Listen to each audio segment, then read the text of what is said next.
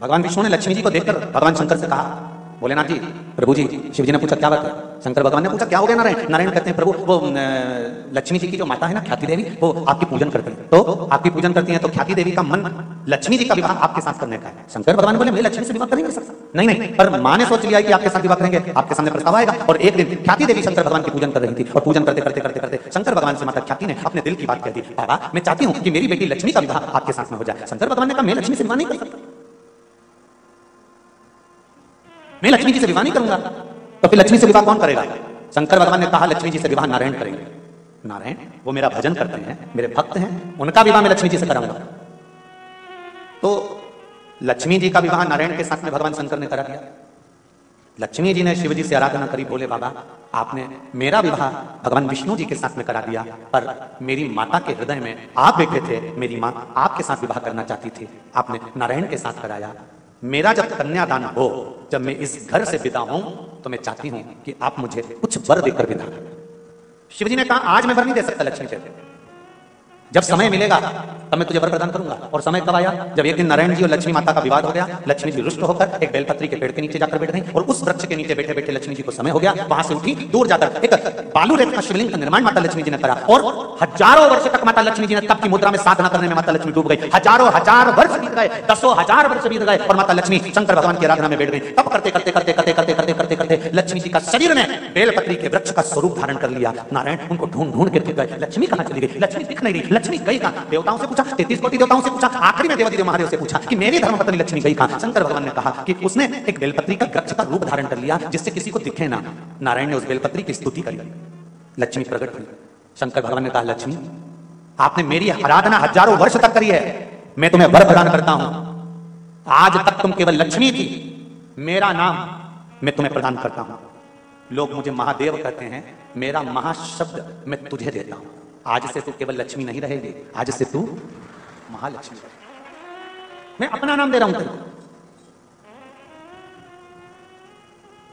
इसलिए सनातन धर्म के अंतर्गत वर्णन किया गया शंकर भगवान की आराधना में, शिव की आराधना में, जब तुम्हें लगता है कि तुम्हारा व्यापार नहीं चल रहा, कोई तुम्हें धोखा दे रहा है, लक्ष्मी नहीं आ रही, बहुत चिंता में पड़े हुए हो, बहुत टेंशन में जिंदगी चल रही है, बहुत बीमारियां तुमको घेर ली है, और चारों तरफ अंधेरा ही अंधेरा नजर आ रहा है, तुमने विचार करा मैं तो मर जाऊं तो अच्छा, मैं सुसाइड कर लूं तो अच्छा, मैं मर जाऊं तो अच्छा। तो मरने से पहले एक काम कर देखना, शंकर भगवान की आराधना कर देखना, शिव पर एक लोटा जल चढ़ाकर देखना, और ज्यादा चिंता ज्यादा टेंशन हो तो बेलपत्री की जड़ को घिसकर उसका चंदन बनाकर शंकर को लेपन कर उसकी भी आराधना कर देखना कि बेल चंदन का फल क्या है।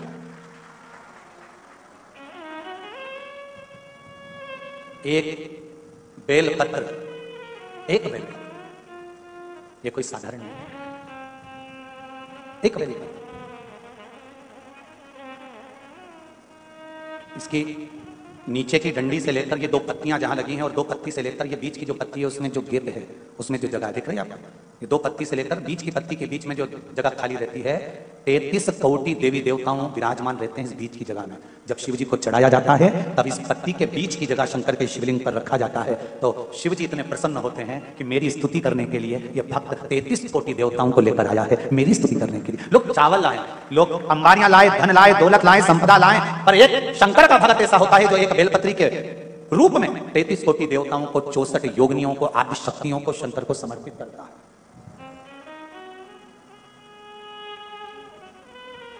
जाओ भगवान के पास जब भी जाओ तो दिल से जाओ, हृदय से। चल कपट को दूर कर। शराबी और सांप, इनसे भी सीखने को मौका मिलता है। शराबी और सांप रोड पर टेढ़े आड़े चलते हैं, पर घर में सीधे घुसते हैं।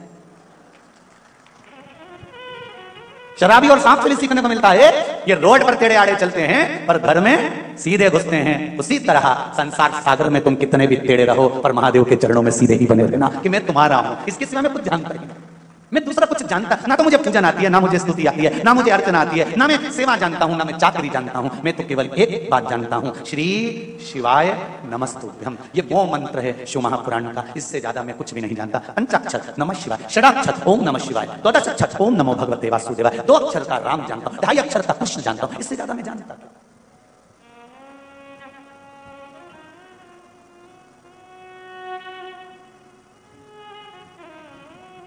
हमें इससे ज्यादा कुछ आता नहीं महाराज।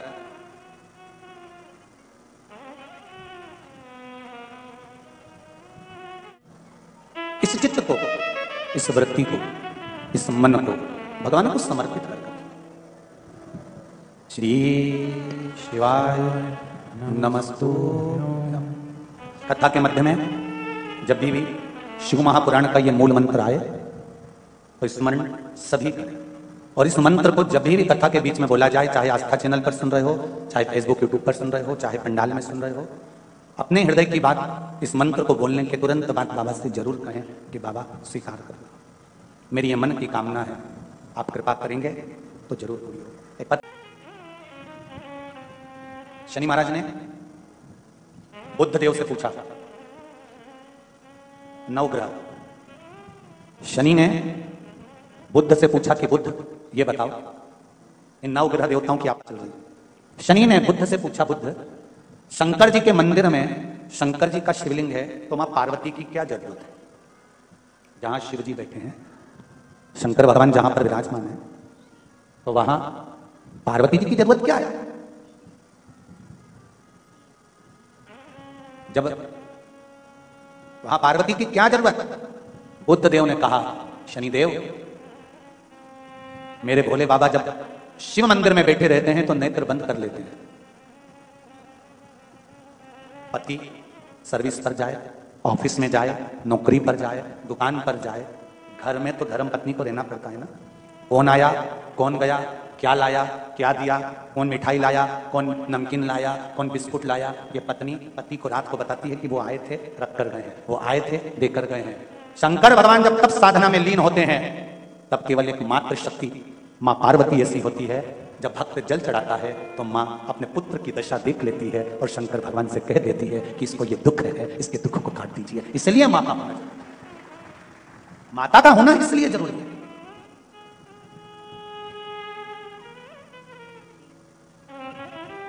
मैंने तेरे ही भरोसे, ओ बाबा तेरे ही भरोसे, हवा बिच उड़ती जवानी, बाबा डोर हथ तो छठी में कट्टी जवानी। ओ बाबा मैं तेरी पतन, शंभो मैं तेरी पतन, हवा बिच उड़ती जवानी, ओ बाबा डोर हथ तो छठी में कट्टी जवानी। जो कट गई ना सतगुरु, जो कट गई ना सतगुरु, तुम्हें लुटी जावांगी। भोले हे बाबा बस इतनी कृपा करना कि अपने हाथ में रखना। दुख आए, जीवन में कष्ट हो तो शिव का नाम मत छोड़ो। शिव की चौखट मत छोड़ो। ज्यादा तकलीफ हो तो भस्म शंकर को लगाओ और वही भस्म का त्रिपुंड मस्तक पर लगाओ। भस्म भाग्य की रेखा को बदल देती है। भस्म में वो बल होता है।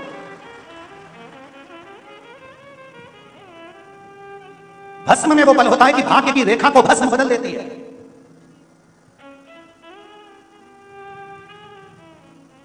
इसलिए नवरात्रि में माता जी की जब आराधना होती है तो वहां पर भी धूप छूटती है, उसमें भी भस्म एकत्रित होती है। उस भस्म को भी लोग पाते हैं। शिव मंदिर जाते हैं, वहां की भी भस्म लोग पाते हैं। दत्त मंदिर जाते हैं, वहां की भी भस्म लोग पाते हैं। गुरु गोरखनाथ जी का दर्शन करने के लिए गोरखपुर जाते हैं, वहां की भी भस्म लोग पाते हैं। संत, साधु, सन्यासी, तपस्वी, साधक जहां तप करते हैं वहां पर धुपाड़ा लगता है, वहां की भी भस्म लोग पाते हैं। वहां की भी भस्म लोग पाते हैं। भस्म साधारण नहीं होती।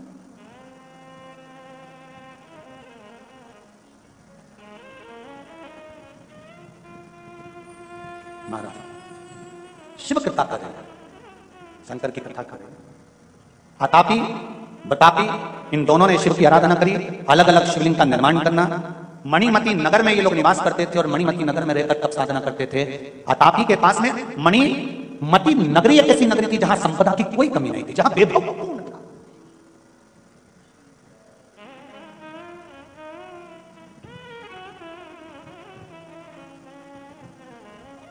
भाग्यनगर है हैदराबाद। क्यों कहते हैं इसको भाग्यनगर?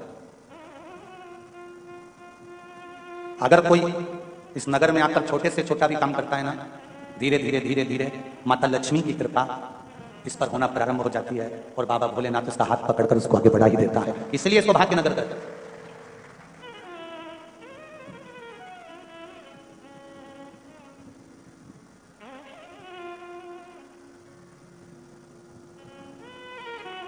मणिमती नगर में अतापी और बतापी दोनों ने लेकर शिव जी की आराधना करी। शंकर भगवान प्रसन्न हो गए, मांगो तुम्हें क्या चाहिए। अब देखिए जरा, अगर भगवान से कुछ मांगना है तो दूसरे को कष्ट देने का मत मांगना। भगवान से कहना, भगवान देना हो तो दीजिए, जन्म जन्म का साथ। इतनी कृपा कर देना कि आपका और मेरा मिलन होता रहे। प्रभु तेरा द्वार ना छूटे रे, छूट जाए संसार, प्रभु तेरा द्वार ना छूटे। संगी छूटे, साथी छूटे, सब कोई छूटे, छूट जाए संसार, प्रभु तेरा द्वार न छूटे। अगर मांगना तो भगवान से एक चीज जरूर मांगना कि प्रथम सुख निरोगी काया, मरते दम तक, अंतिम श्वास तक मैं किसी से कुछ ना मांगूं, तेरे दरवाजे पर आती रहूं, जल चढ़ाती रहूं, अंत में तेरे ही धाम को चली जाऊं। बस इतनी कृपा करना, पटकना मत, पलंग पर मत पटकना मेरे भोलेनाथ।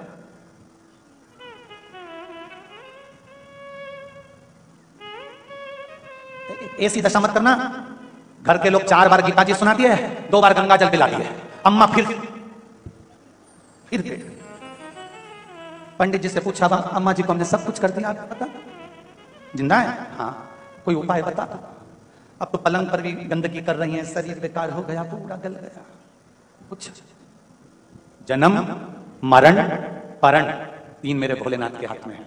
जन्म देने वाला भी वो है, मृत्यु देने वाला भी वो है, और विवाह शादी कराने वाला भी वो है। उसके हाथ में रखा है कि कहां होगा संबंध, कब प्राण जाएंगे, कब जन्म होगा, कब मृत्यु होगी, ये बहुत साफ है।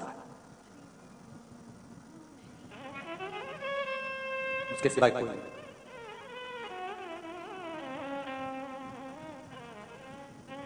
महाराज शिव जी ने पूछा मांगो क्या चाहिए, दोनों ने वर मांगा। अतापी ने कहा मुझे वर दे दो। क्या? अगर कोई मर भी गया है और मैं उसको आवाज लगाकर बुलाऊं तो वो जिंदा दौड़कर वापस आ जाए। अब शंकर तो शंकर है। रावण ने तो शंकर भगवान से उनकी धर्म पत्नी तक मांग ली थी। कथा सुनाई थी, आप लोगों को सुनी थी, शिव महापुराण कथा में वर्णन किया था। रावण ने शंकर भगवान से जाकर कैलाश पर माता पार्वती को मांग लिया था कि पार्वती दे दीजिए। शिव जी ने कह दिया तथास्तु, ले जा। नंदी ने पूछा तुमने इतनी सरलता से अपनी पत्नी को दे दिया कि ले तो जाए, मेरे जैसा व्यक्ति है जो निभा गया है, ले जा, ले जा। अपने को लगता है दूसरे की धर्म पत्नी को देखकर कितनी सीधी है, और एक अपनी ऐसी दिन भर झगड़ा करे, दिन भर अपशब्द, उसकी पत्नी कैसी है, कितनी बढ़िया, जोरदार छोटी मोटी कर रिबिन में बिन लगा के और सुंदर 4 मीनार की चूड़ा चूड़ी पहन के और भाई जोरदार तैयार हो गया, तो की पत्नी अच्छी। तो अब उससे कोई पूछे एकांत में ले जाके कि तेरी पत्नी कैसी है, तो वो हाथ जोड़ के कहेगा तुम्हारी बात कर पर ऊकी मत बोल जाए, तुम मेरे से तो पूछना ना पूछ, उसका नाम। तो नंदी ने कहा कि रावण ने आपसे पार्वती जी को मांगा और आपने दे दिया, तो भगवान बोले उसमें क्या दिक्कत है, ले जा। रथाया, डोली में पार्वती जी को बिठाया, रावण लेकर चल दिया। और जो लेकर चला, बीच मार्ग में शंकर भगवान ने काम बिगाड़ दिया, और जाते जाते भगवान शंकर ने रूप रखकर बोला रावण के सामने जाकर, शंकर भगवान ने इतनी सरलता में पार्वती जी को दे दिया, रावण जरूर दाल में कुछ काला है, मुझे लगता है पार्वती नहीं कोई दूसरी आ गई, जा जा। और रावण फिर गया, जो उस डोली में जाकर देखा तो वहां पार्वती नहीं थी, मां काली बैठी हुई थी। रावण डर गया, शंकर जी के पास भाग कर गया, कहने लगा मुझे नीची है, आप वापिस धर लो। भगवान शंकर ने कहा ये नवरात्रि है, अभी तो तूने एक ही रूप देखा है, चंद्र घंटा और कुसमांडा और कालरात्रि तो देखी ही नहीं है। रावण बोला नीची है, मैं नवरात्रि का व्रत रख लूंगा और इसको नहीं ले, और हाथ जोड़ो इसको वापिस ले जाते ले।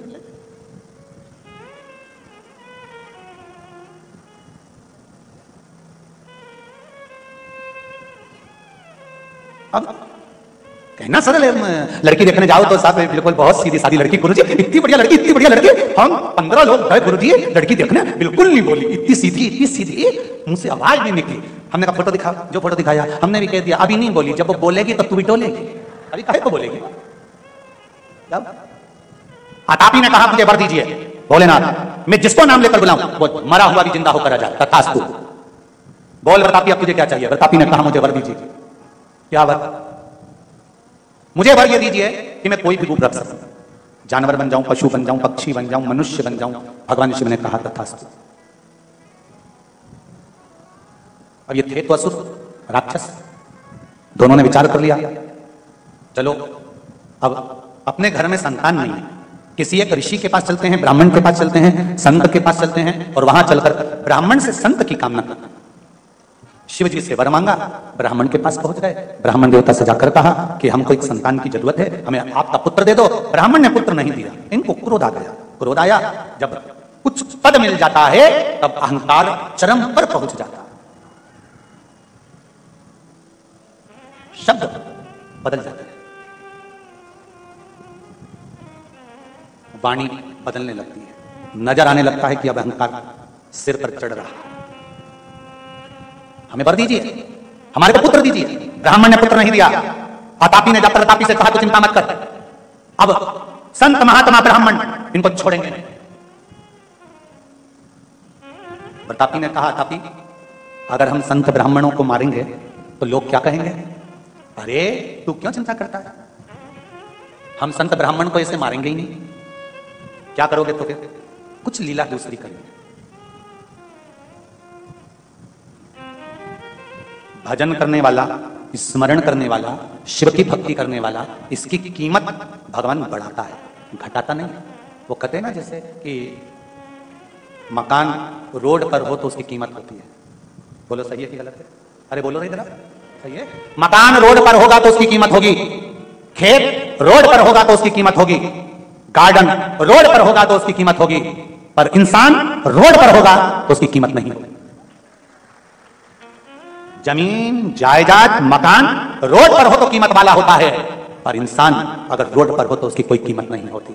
शंकर भगवान कहते हैं मकान रोड पर हो चलेगा, ना चलेगा वो उसके ऊपर है, पर इंसान अगर रोड पर होने के बाद भी शंकर के मंदिर के दरवाजे की रोड पर होगा तो शिव कहते हैं उसकी भी कीमत होगी, उसकी भी कीमत होगी। इंसान रोड पर होता है तो उसकी कीमत नहीं होती, पर शिव पुराण कहती है शंकर भगवान के दरवाजे पर, शिव मंदिर की चौखट पर, शंकर के द्वार पर, शंकर के मार्ग पर अगर आप हो और आपकी कीमत भले दुनिया ना जानती हो, पर आपकी कीमत देवादिदेव महादेव जान जाते हैं। मेरा दुख है, तकलीफ है, कष्ट है, शंकर के मंदिर जाओ, मुस्कुरा कर जाओ। दुख है ना, उससे जाकर कहो हे शंभु, हे शंकर, बड़ी जिंदगी में दुख है, पर तू है ना तो कोई कमी नहीं। कोई एक लाइन आप लोग गाते हो हमेशा, तेरा साथ रहे तो मुझे क्या करना, तेरा साथ है तो मुझे क्या कमी, अंधेरों में मिल रही। बाबा शिव पुराण कहती है जीवन में अगर दुख है और उसकी कृपा है तो वो दुख थोड़ा थोड़ा कर कर कष्ट जाता है, वो कट जाता है, और कटते ही मेरे देवादिदेव महादेव की कृपा संसार वासियों पर बरस जाती है। बस विश्वास, श्रद्धा, भक्ति छूटना नहीं चाहिए।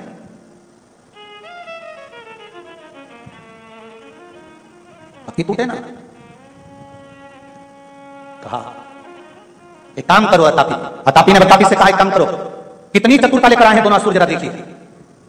ब्राह्मण को, संत को, गुरु को घर में बुलाओ, पेट भर के भोजन कराओ, दक्षिणा भी दो, और एक काम करते हैं।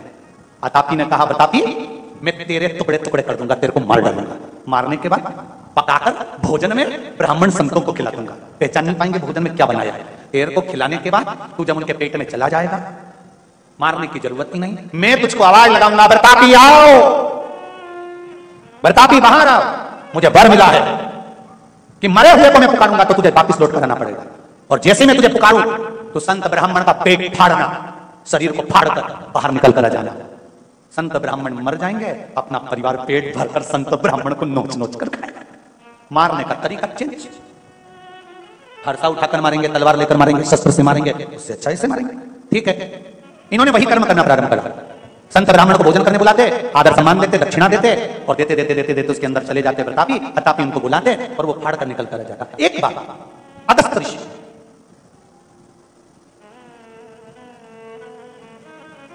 ये तो होगी 96 नंबर अध्याय की बात, महाभारत के वन पर्व तीर्थ यात्रा पर्व। अब महाभारत के वन पर्व तीर्थ यात्रा पर्व के 98 नंबर अध्याय की बात का स्मरण करो कि अगस्त ऋषि जब विवाह करे, विवाह करने के बाद जब अगस्त ऋषि ने विवाह कर लिया लोपामुद्रा से,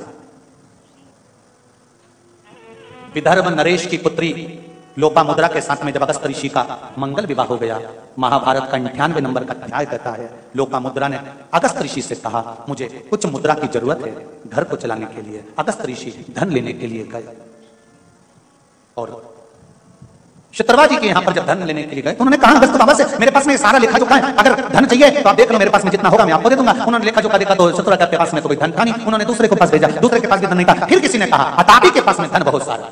अगस्त ऋषि आपको अगर धन चाहिए, संपदा चाहिए, मुद्रा चाहिए तो अतापी के पास चलो। अतापी के पास गए। अगस्त ऋषि जैसे अतापी के पास गए, अतापी और बतापी ने दोनों ने उनका खूब सम्मान कर आदर करा, बिछाया बिठाया, सुंदर बिठाकर उनके चरण धोए, चरण धोकर उनके चरण का जल पिया। चरण जल पिया तो अगस्त ऋषि को लगा कितना कृपा पात्र है, कितनी सेवा कर रहा है, गुरुजी भोजन कर जाना। अगस्त ऋषि ने कहा ठीक है भोजन तैयार कर। इन्होंने फिर वही चाल चली, प्रतापी के टुकड़े टुकड़े करे, मार दिया, भोजन तैयार किया। भोजन तैयार कर कर अगस्त ऋषि को खिलाया। अगस्त ऋषि ने जैसे भोजन किया उधर में प्रतापी पहुंच गया और भोजन कर कर जैसे अगस्त ऋषि जाने लगे, अतापी ने आवाज लगाया प्रतापी भैया बाहर आ। अगस्त ऋषि को लगा अभी कुछ देर पहले तो प्रतापी भी दिख रहा था पर प्रतापी दिखा नहीं और ये आवाज लगा रहा है अतापी की प्रतापी भैया बाहर आ। अगस्त ऋषि को लगा कि मैंने आज भोजन करते समय पानी नहीं पिया है। देखिए सनातन धर्म, दुनिया के लोग कुछ भी लीला चालू करा देते हैं और दुनिया के लोग वो लीला के पीछे पड़ जाते हैं, समझते कुछ नहीं। सनातन धर्म क्या कहता है, बच्चे को अगर दूध पिलाया है माने तो गीले हाथ कर कर बच्चे के मुंह पर हाथ फेर दे पानी का। बोलो सही है कि गलत है? अरे बोलो नहीं माता, सही है गलत है? बच्चा नाश्ता कर कर गया है, गीले का भले उसने पानी नहीं पिया तो गीले का हाथ लेकर होठ पर फेर दे या फिर उसको पानी पिलाकर भेजे। घर से कुछ खाकर जा रहे हो थोड़ा सा पानी पीकर जाइए। क्यों? हमारे सनातन धर्म में पहले जब भोजन करने बैठते थे तो पानी का गिलास लेकर, लोटा लेकर, चरू लेकर बैठते थे, जग लेकर बैठते थे। क्यों? दुनिया के लोगों ने कह दिया भोजन करने के बाद पानी आधे घंटे बाद पीना चाहिए।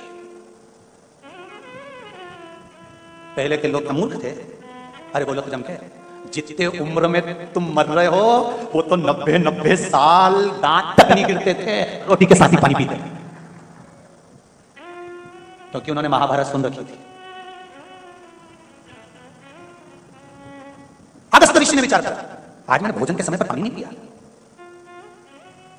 क्या करा जाए?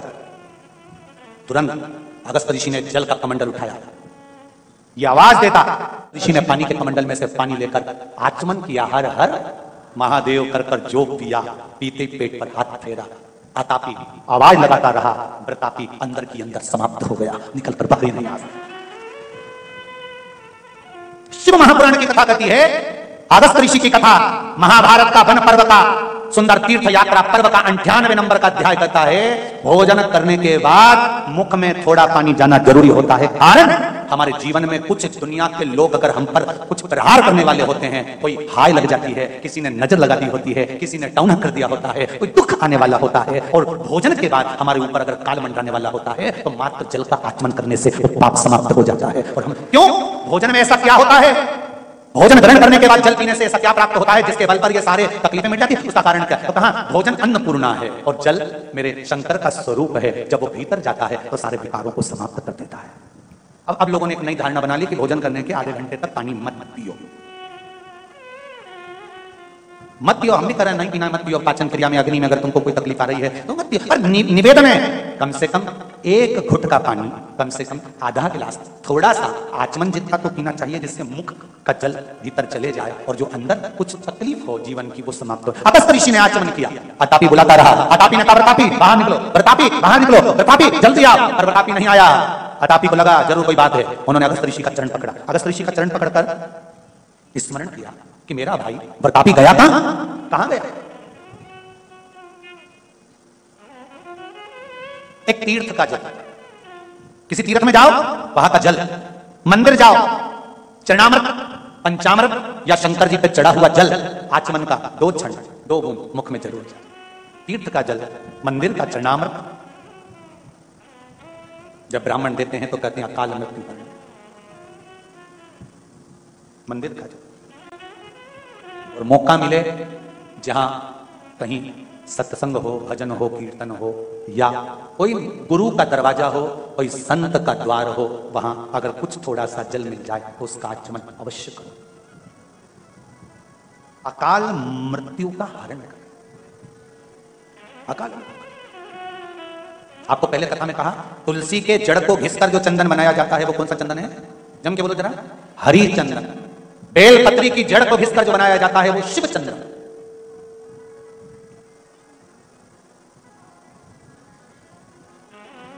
बहुत कष्ट होने पर ही इसका प्रयोग किया जाता है, बहुत कष्ट। शिव पुराण कर रहे, अतापी ने आवाज लगाई, अतापी नहीं आया तो अतापी को लगा जरूर कोई बात है। अतापी ने जाकर अगस्त ऋषि के चरण पकड़ लिए, मुझे क्षमा कर दो, मेरा भाई कहां है? अगस्त ऋषि ने कहा, वो तो उधर में ही समाप्त हो गया, मैं क्षमा चाहता हूं, आप मेरे यहां क्यों आए थे? धन लेने के लिए, मैं दान लेता हूं। उसने एक रथ भरकर सोने की मुद्राएं अगस्त ऋषि को दे दी। अगस्त ऋषि उस मुद्रा को लेकर चले। अतापी ने सोचा अब मारूंगा इसको। अगस्त ऋषि को मारने के लिए अतापी पीछे से भागा। अतापी पीछे से भागा, और जैसे ही अतापी भागा, भागते से शंकर भगवान की कृपा हुई। जिस जल का आचमन अगस्त ऋषि ने करा था, उस समय पर उनको जल ग्रहण करते से ही एक डकार आई, एक हुंकार भरी। उस हुंकार का शब्द सुनकर अतापी भी समाप्त हो गया। अतापी भी समाप्त। शंकर भगवान पे चढ़ा हुआ जल जो बहकर जाता है, उसको 3 जगह पर जरूर लगाना चाहिए। ध्यान से सुनिएगा। 9 ग्रह जो शरीर पर राहु, केतु, मंगल, बुध, शनि परेशान करते हैं, उसकी समाप्ति के लिए। शिव पर चढ़ा हुआ जल नैनों पर, कंठ पर, मस्तिष्क पर, 3 जगह पर, जिसके प्रतिदिन शिव पर चढ़ा हुआ जल लगता है, उसको कभी 9 ग्रह परेशान नहीं कर सकते। शंकर की कृपा बरसती है, शंकर की करुणा बरसती है, उस जल का तेज पुंज है।